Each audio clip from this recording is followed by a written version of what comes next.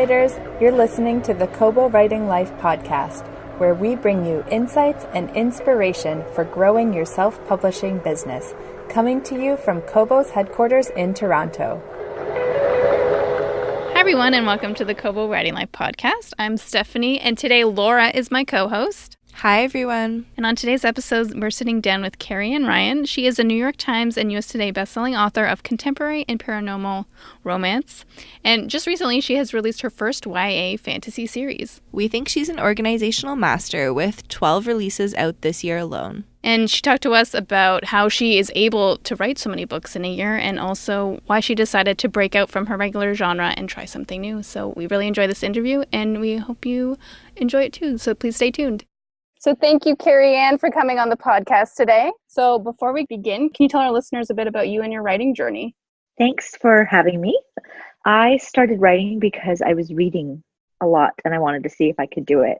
I was in grad school for chemistry and I picked up this book called Twilight. I don't know if you've heard of it. Of course not. I don't know. This little book called Twilight. And I read like all 4 books in like a day and a half. Wow. I don't think I slept. And then I had to find all the young adult books, and then I had to find all the romance books. And I was reading so much, and I was going to school, and I was like, I just want to see if I can. And so I wrote my first book, which will never see the light of day. And then I wrote my second book, which is something I actually later on published parts of it. And then it turned into something that I really, really liked and something that my readers liked. So I just kept going. Awesome. So what initially drew you to self-publishing? Mostly because of timing. I was in school at the time and I was the super TA, which just means I was the TA who had to organize the other TAs for teaching chem labs and things. And so I was doing all these things and I was married and I wanted to spend time with my husband. And so there was just, I can do this on my own timeline. And so I didn't do pre-orders at the time. I was just telling them what I was doing. And then it was like surprise releases, like dropping it like Beyonce, you know? Yeah, I like it. And but no, it was mostly just because of timing, not because I didn't want to go the traditional route. It was, well, I don't want others to have to rely on me. And then I liked the power. So Yeah, for sure.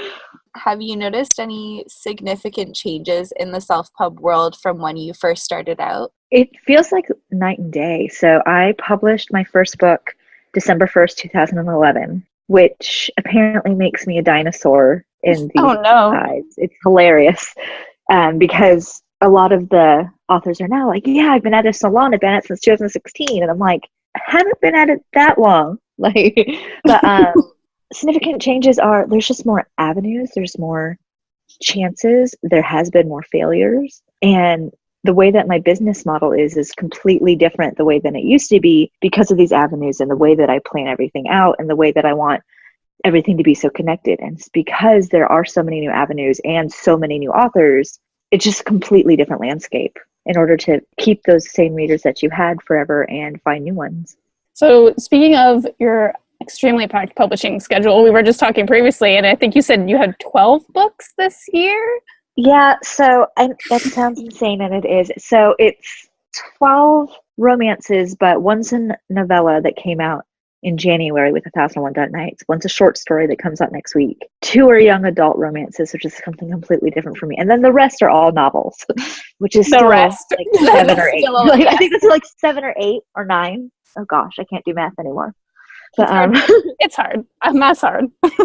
Yeah, no, so it's a lot, and it's just timing. I'm actually writing less in the past year than I have been, but things just piled up to release boom, boom, boom this year.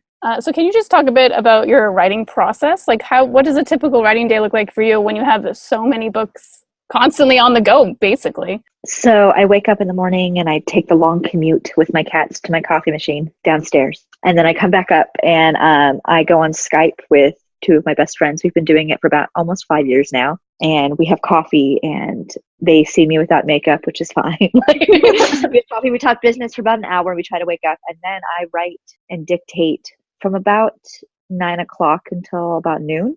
And then I'm done for the day for writing. I'll do lunch, I'll go work out, and then I spend the rest of the time doing admin work or edits or plotting or resting, because I learned that the best way for me to write more is to not write every hour and every day. Do you dictate all your novels, or is that something you've just recently started doing? Since September, I've pretty much dictated all of my novels. I have a few autoimmune and neurological diseases that make it hard for me to use my hands all the time now. I'm in remission right now, so I'm doing a lot better, but it can change at any moment. So I've had to learn how to do things that are a little bit better for me and my body.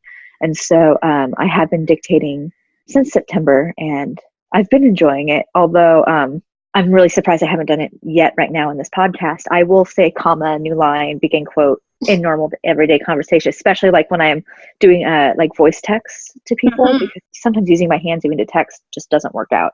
And so I'll like voice text to my best friend, and she's like, yeah, you said comma again. I don't even realize it. Like, it's wild to me that you would like put punctuation in when you're like dictating, but it makes sense. Yeah. I don't know why I wouldn't think of that. You just get used to it. There's some like newer things where it's a little more AI and it learns your pauses and the way you inflect. And I find that the way I've been dictating is I don't look at the computer when I do it. So I'm pacing in my kitchen or pacing outside and stuff. And like, I actually do the hand movements. You two can see me, but no one else can see me. I'm seriously talking with my hands as I'm talking with you guys. So I will do the hand movements, or if I'm doing a fight scene, I'll do like the actual fight movements as I'm talking, and I'm doing the voices like I'm doing an audiobook, but it's still comma and quote, she said, period, new line. And I just get used to it. Mm-hmm.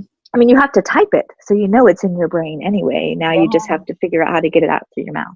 That's a cool way. Yeah, that's really cool. Is there a specific program or something that you'd recommend to other people who might want to try it out for themselves? So I used to use Dragon, Speaking Naturally, and I'm a Mac person, which if you are self-published and you want to go through a couple other places other than Kobo, sometimes Mac is the best way for you to do that. And the Dragon for Apple isn't the best. And they actually are discontinuing it because Apple has its own service, which is embedded in every single computer. So I've used that. I've bought a PC in order to just use it for Dragon. Oh, wow. But now I actually use a transcription service where someone types it for me. Oh, okay. That's interesting. Yeah, but it's a little more expensive. And I spent a year learning how to get faster at my plotting and get faster and of my dictation. So that way, if I'm speaking for 5 minutes straight and that's a chapter and it's $1 a minute or less or more, depending on who you're using, it's worth it because I'm not pausing and I'm actually doing it. But at the beginning, I was pausing a lot, and that's a lot of dead space that you're paying for. Something that I do much later. Was it like stressful starting out when you're like, okay, I gotta continue, no pausing, no time to think? Or like, how do you approach a chapter? So for dictation, you can literally just hit the pause button and think. Like, you don't actually have to, it's not live. They're not listening to you. It's true. But even for like Dragon things, you can pause it or you can think, and then it's not just going to do space, space, space, space. Like, you have, like, it's not going to wait. Like, it's not just like, okay, come on, why aren't you saying anything? I mean, there are literal programs called like Write or Die, where if you're doing a sprint, you're typing and like the colors will change, or it says you have 32 seconds to finish your word count. And sometimes people really need that, and it's very helpful. Yeah. So as I'm pausing, as I'm talking to you right now, it's because I didn't plot out what I was going to say. But even if at the beginning of the scene where I'm trying to get into it and trying to figure out my flow, I speak a little slower. But then as soon as I'm in it, literally doing the accents, which are not good, and the voices and the hand movements, I speak a little faster. And with Dragon, I try not to speak as fast because it doesn't always hear me, and you have to train it. Hence why there's like actual Facebook groups that are called How to Train Your Dragon. Oh. Yeah. And but like with a transcriptionist, where you can actually go and like Fiverr and find people for a living and things. So that I can speak a little quicker, and you kind of want to because you're paying per minute. But it just depends on where you are and what your budget is for the book. So I physically can't do a lot of the typing that I need to. So I budgeted in transcription. Awesome. That's really cool. Yeah, it's something we haven't heard of a lot of people doing. Just like recently, it's started to crop up a bit more. We've seen a bit more of it pop up. There's a lot more access to it, and we're killing our bodies doing this typing thing. And if you add in social media, and if you're reading a book, and just like me sitting here forward isn't good. So I'm trying to force myself to sit a little straighter and things like that. And we're just trying to be better for our health because we want to do this for a while. Mm-hmm. It's hard. Even sitting at a desk, I'm like a hunchback of Notre Dame situation.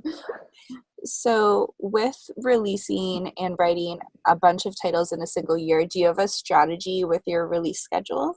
Yes, actually, I do. It doesn't seem like it this year just because of what I did with my timing. But I alternate series. So I have my contemporary, my paranormal, and then this new idea called my young adult fantasy. And I always used to alternate a contemporary paranormal.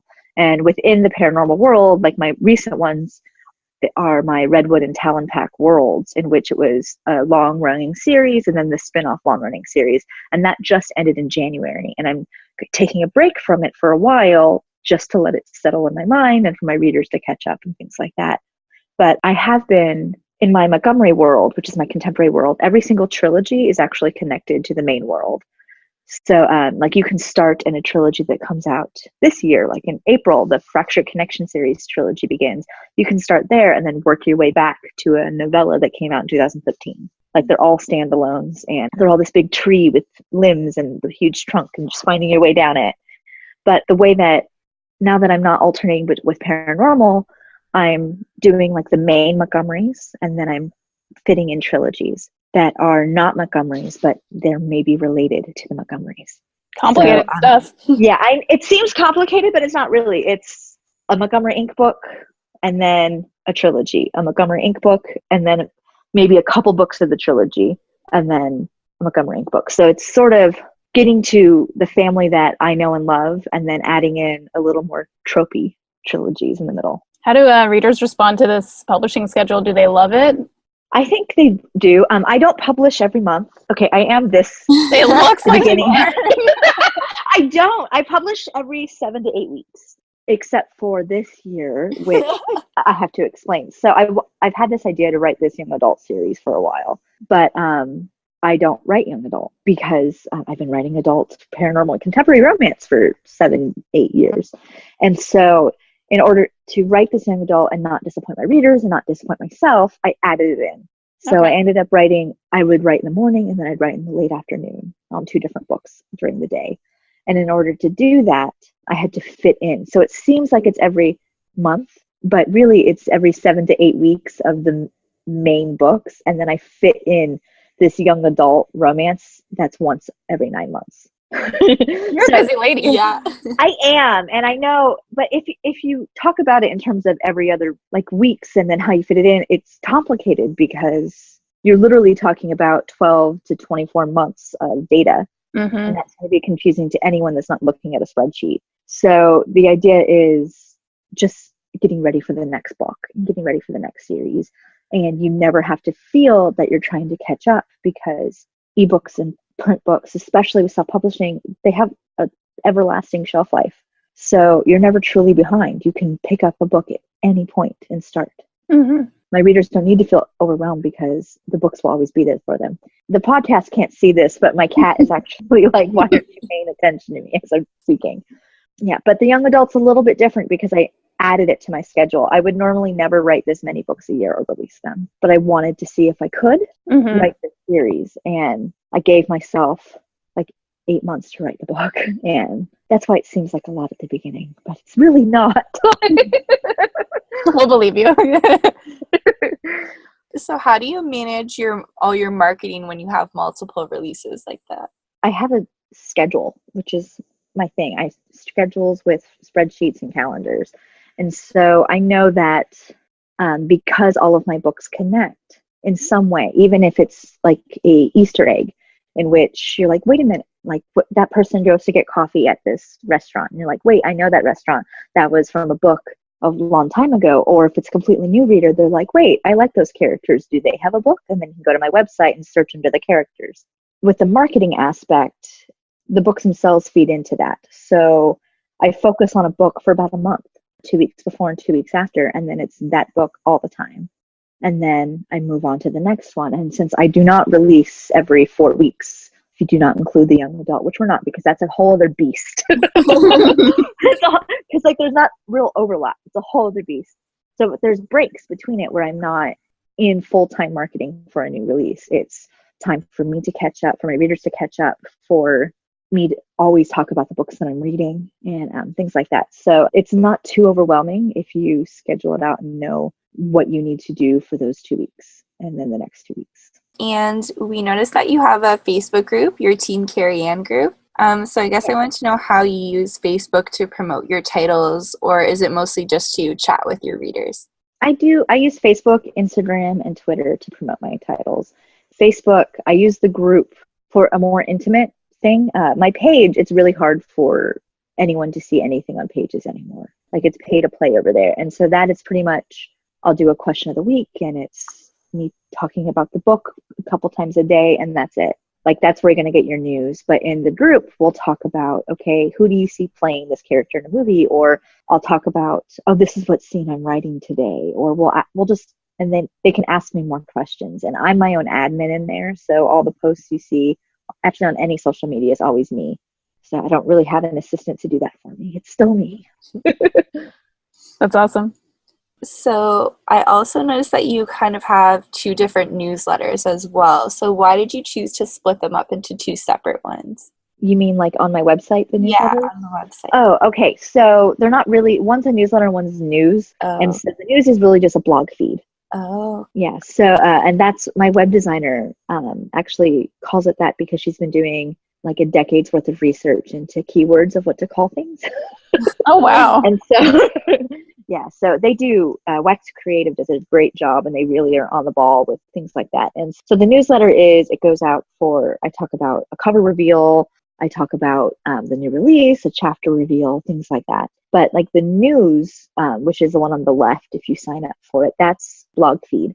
So that's a little more common. I don't need to do a whole newsletter to all of my subscribers to talk about, hi, these are the new narrators that I just signed for this audiobook.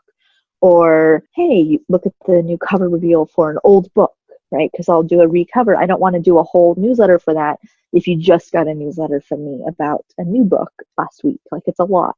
Yeah, so it's not really splitting up into 2. It's more blog feed versus newsletter. Okay. Yeah, that makes a lot of sense, actually. So just to go back to your YA novels, so you recent release, which actually just released, what day is it? 2 days ago on Tuesday? This Tuesday did it release? And it's called From Breath and Ruin, and it's a departure from your regular romance novels because it's YA fantasy. Can you talk about why you decided to branch out and try something new? Because you yourself said that you weren't sure how it was going to be received by your readers. It was so scary. So when I first started reading, Twilight was that book, and I loved YA romance. I still love YA romance and, contemporary fantasy, standalones, anything in audio these days. But so like I love these worlds, and I've had this idea of wanting to write one for about 8 years or so, but I kept pushing it to the side. I'm like, no one wants that for me. Like there's also there's another author named Carrie Ryan who writes kidlit and YA.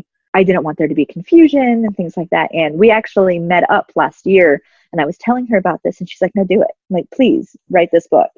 And I was telling her about this idea that I had for this girl that wields elements and isn't from the Mason realm, but it's from the human realm and needs to save both worlds. And she has no idea what this magic is. And I wanted to write it, and Carrie was like, no, do it. Come on, let's do it. And so I was like, okay. And so I started plotting it. It was actually a year to the day because it was at a Polycon last year, and a Polycon's this weekend. Oh, wow. You did so, this all in a year. You made it under the wire. Woohoo! And I started that Monday, I started plotting it out, and then I started writing the next week. Awesome. And I didn't have a release date in mind. I'm like, what if I don't finish it? Because every author has like a few manuscripts they never get to. Okay, well, I think Lyric's journey is going to take 4 books. How can I fit this in? I'm going to fit it in. And like I said, it's a completely different beast and I went the self-published route with this, not because I thought I could do it better. That's never why I've ever self-published. It was more because of my whole timeline issue. I don't know. I wanted to see if I could. Mm-hmm. And so print and audio is it's a bigger beast than it is for ebook, which is so dramatically different than it is for my romance and stuff. So it's just very different, but I'm having fun with it. And my readers are liking it and I'm finding new readers, and it's just fun. And then in a month I'll change gears and go back to romance, and then in 8 months I'll go back to YA. Busy. Yes. Did you approach the release of this novel differently than you normally would? Did you change anything, or how did you kind of approach a new genre altogether? Writing, I did it completely different, and plotting, I did it completely different. But in terms of like marketing things, yes, like the budget was different. We did a print arc thing, and Bookstagram on Instagram was huge for us. And I say us because my team, but so we did it a little bit differently. And we just looked at what our favorite YA authors were doing, and we tried to see how I could fit it into my own marketing with my own flair, just because like there's so many different ways to do everything. And so, and with this, because it's not a standalone, this is my first not standalone out of 71 books. This is my first one. Wow. And so we know it's a long game. So we're not promoting the book, we're promoting the series. So, but then we did hardcover on the first week too. So we just did everything just a little bit different, and it's been fun and it's been interesting. And there are probably things we could have done better. I mean, there's things you can do better with every release, but that's what you learn and do the next book. So that's what self-publishing is learning from what you're doing. Do you have any advice for any authors afraid to try something new or like break out of a genre that they've been writing in for years?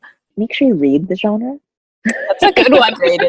Right? Yeah. So, because there's so many people who are like, well, I'm going to write romance because that's where the money is, right? And yeah. I'm like, well, and then they're like, well, I'm going to write a non-traditional romance, or I'm going to there's no need for an HEA. And I'm like, oh, wait, no. Yeah. There's one rule in romance. Yeah, come at me. Like, come on. Yeah.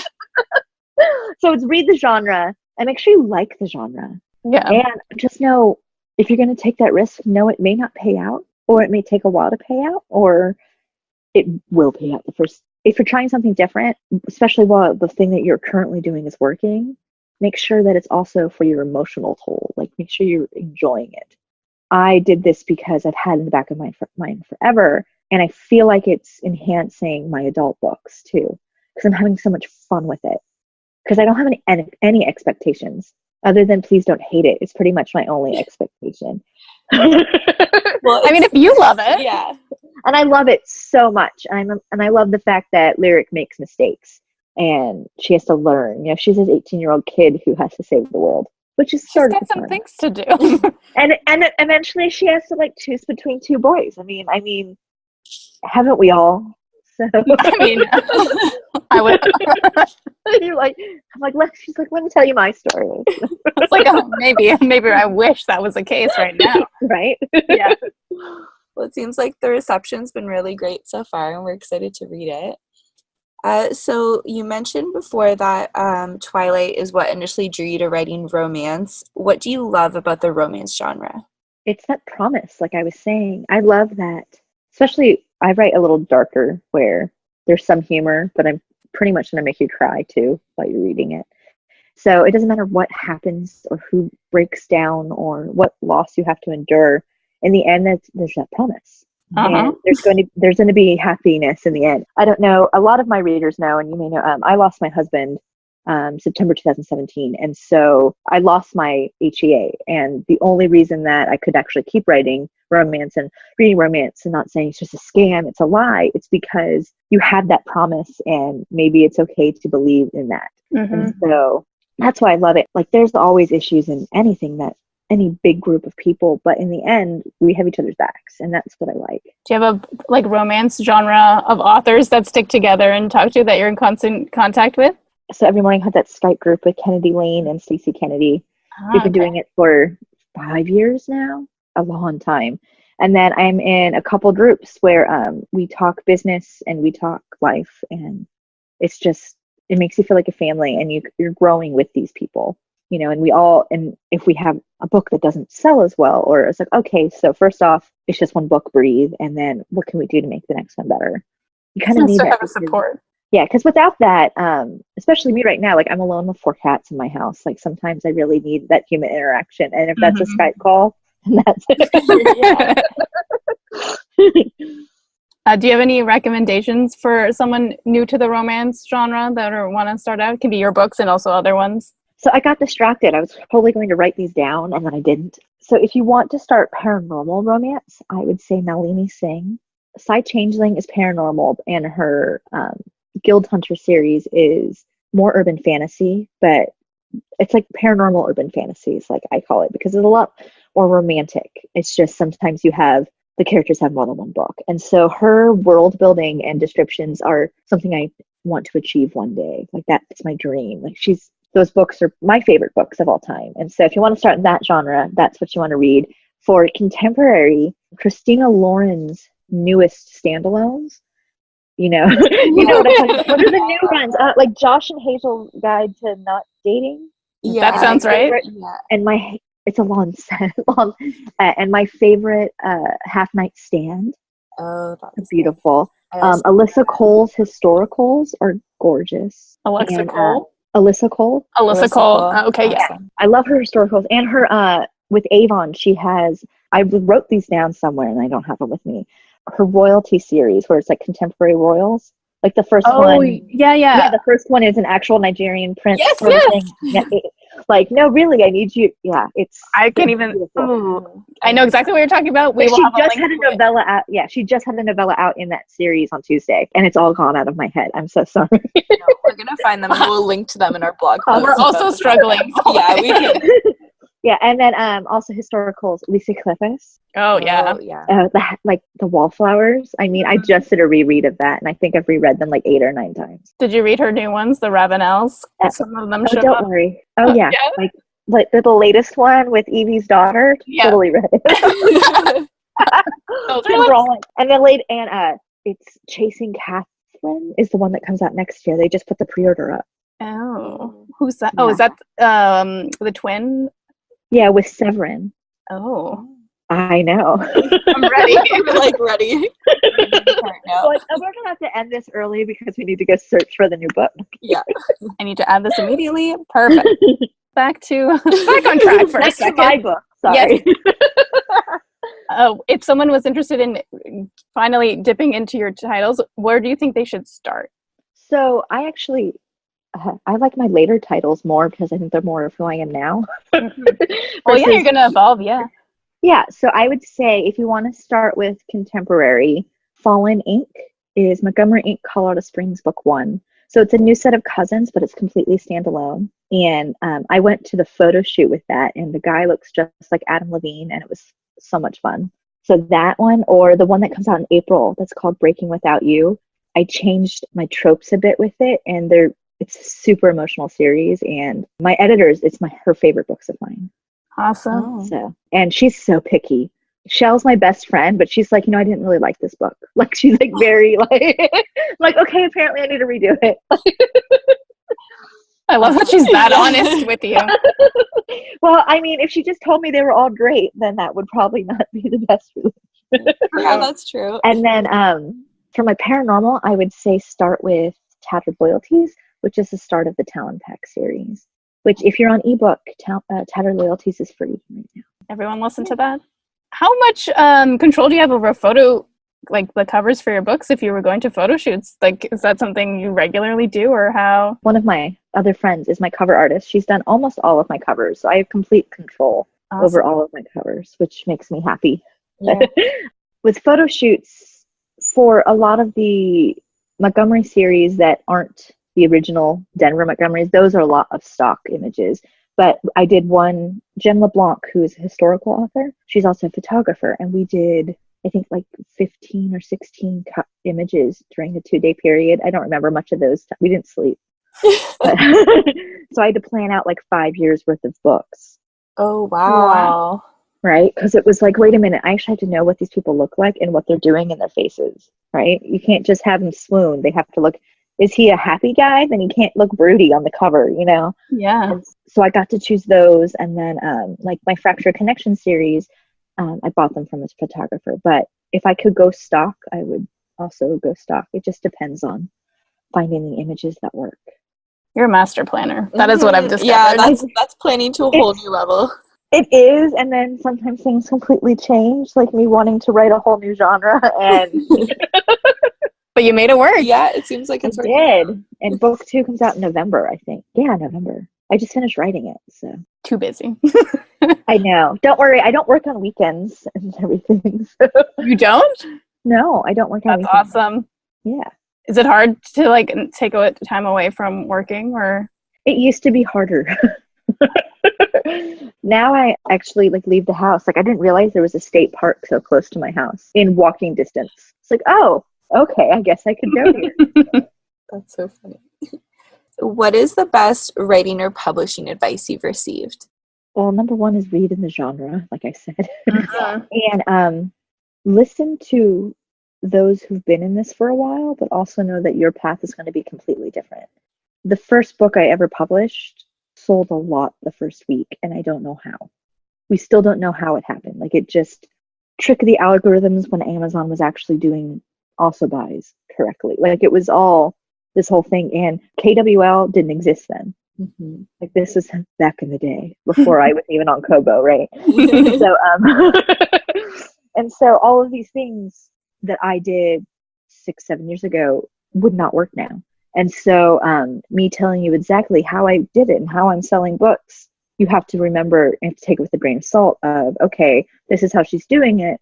But I also had a platform that started in a different time, which is so weird because I talk like I'm in my 70s or 80s at this point. Back in the day. Like, once you're listening to the people who really know what they're doing, remember that that path might not work for you, which is scary because everything's up in the air.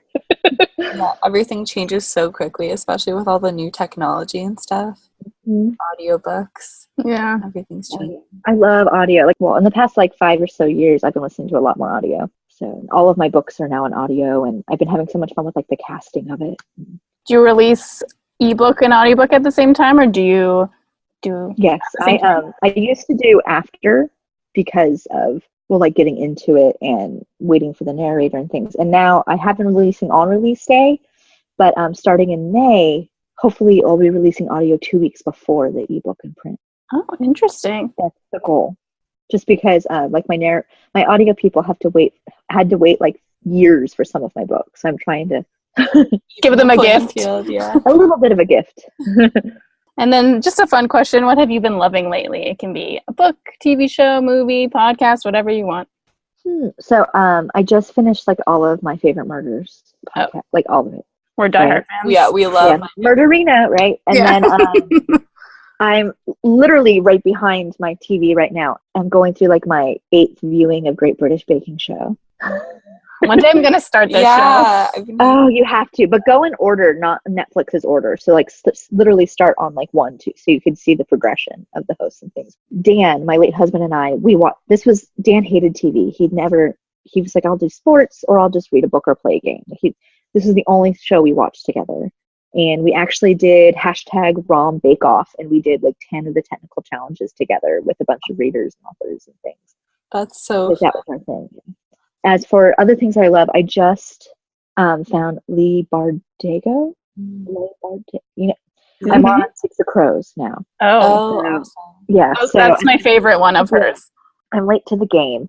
I'm really enjoying it. Things literally just blew up. So as soon as I'm done with this, I'm going to go see if anyone makes it out. I left myself on a cliffhanger. But no, so I'm enjoying darker YA when I'm listening, but I've been reading happy and not sad romances. Have you read The Cruel Prince? No, that's next. I'm reading. I love that one. That was I've been waiting for it just because I know. Oh, you're gonna have alert. Book 2 is a huge cliffhanger, I hear. Yep. So have you read it? I still haven't read it. No spoilers. Yeah.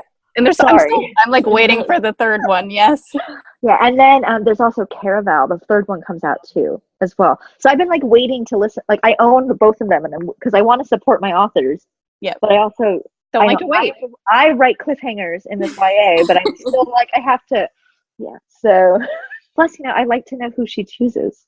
Yeah. If there's love triangles, and I've never written a love triangle before, but I wrote one in Elements of 5 series.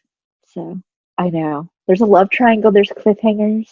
You're breaking rules left and right. I'm breaking all of my own rules. But I am going to the YA rules. Yeah, that's true. But there is a happy ever after too, because that's my spoiler for my series. There will be a happy ever after by book 4. I mean, I would hope so. Yeah. Those are my favorite things to read. I know. I mean, well, I did make the mistake of not looking on a review for an older series and didn't realize that everybody dies at the end. What book was that? Well, I don't want to spoil it. We'll do it after. We'll talk. Okay, I want to know. I don't want to spoil it for everybody else. That's true. Where can readers find you online? So I'm everywhere, but I'm carrieannryan.com. You can find all my social media links there and all of my books. I have like this interactive family tree. If you go to each series, on my book page, you can look up each book by trope. You can look up release date, worlds, because all of my books are sometimes connected, even though they're standalone. So if you search by interconnected series, you can literally look at the whole thing in order if you want. You don't have to. Don't freak out. And then, I love details that's like so that. Awesome. Yeah, I love all the family tree stuff and all the details. Yeah. But I'm pretty much Carrie Ann Ryan on Facebook and Twitter, and then I think Carrie Ann Ryan author on Instagram. Thank you so much for joining us today. Thanks for having me. So we hope you enjoyed our episode with Carrie Ann Ryan. Make sure to check out the blog because we will have links to all the titles that she mentioned in the episode. And in case you didn't know, Kobo Writing Life and NetGalley have partnered to benefit authors and publishers looking to promote their titles and grow their readership. If you don't know what NetGalley is, it's a reading platform that enables readers to access free ebooks for review on all major reading devices and platforms. Each month, we accept a maximum of 20 titles from KWL authors to be featured on NetGalley for the upcoming month. So if you'd like to hear more, if you would like your book to be featured, please email us at writinglife@kobo.com for more information. And please stay tuned to the end of this episode for a sneak peek of Carrie Ann's latest release, From Breath and Ruin. And until next time, thank you so much for listening. Bye! The dreams didn't come often, but when they did, it usually took me far too long to realize I could find my way out of them. At least, most of the time, I could make my way out. Other times, no matter how hard I tried to shake myself awake or tear at the seams of what the dream could be, I was forced to live within them, in the nightmares that felt far too real. My heartbeat thudded in my ears as I tried to get my bearings once again. The dreams were never the same in what happened, or even where I was when they occurred, but there was a thread that seemed familiar, as if it were calling to me in a way I could never understand. Sometimes I was on the fringe, watching the court of royals dance and hide their daggers of both wit and steel. Then they'd bow and turn to smoke, the ashes of their lies and hidden admissions blowing away like dust in the wind. Other times, I was in the middle of the action, hurtling from side to side as towers fell and water rushed by. Air blew through my hair, whipping it into my face, the earth below me trembling as fire rained down on all of us. Tonight, however, the visions weren't either of those. Yes, I was in the present, the dream happening to me rather than me being a witness to an absolution I would never understand. But I stood in a clearing, winter on my back, summer facing me down with wicked heat. Spring danced along my right side with a cool warmth that didn't make sense, while fall brushed my left, its warming coolness confusing me even further. There were two shadows in front of me, their arms outstretched, each calling my name in whispers. I could only hear their breaths, not their voices, so I had no idea who they were or what they represented in this dream that I knew would linger long after I woke. Lyric, they called in unison. Lyric. And though that was my name, it still didn't sound as if they were truly calling to me. Instead, it was as if they called to the person they needed me to be. I wasn't that person, though, wasn't what they needed, and I knew I may not ever be. And while I still had the same body shape as I did when I was awake, my slightly larger than average curves filling out my dress, and my height just below average so the bottom of my hem slid along the mud, I wasn't truly me in the dream. My blonde hair blew in the wind, catching the light and making it look white at times, gold at others. The shade was always changing depending on how much sun I took in during the season, but in this dream, it changed with the direction I turned. It isn't truly me, I told myself again. This wasn't my dress. This wasn't my life. Those shadows couldn't actually call to me because I wasn't me. Lyric, the shadows called again. Wake up, the one nearest the spring side demanded. It's time, the one closest to fall whispered. And though they were both whispers, they sounded like screams in my ear. I jolted awake, my sweat-slick skin clammy as I tried to catch my breath. My tank was soaked, sticking to my body, and my shorts had ridden up as if I'd thrashed in my sleep. Considering my comforter was on the floor and my sheet was currently a knot at the end of my bed, I would say that was probably exactly what had happened. I swallowed hard, narrowing my eyes at the clock, trying to see what time it was. The sun was already up, even though it wasn't quite 7 in the morning, but it was summer in Denver, Colorado, and that meant blue skies, bright sun, and the occasional rain that came out of nowhere. I had my white curtains drawn, but they didn't really block out the light, so I'd learned to sleep through the rays on my face long ago. I had to if I ever wanted to sleep in. And since I was also a teenager, sleeping in was part of life, especially during the summer.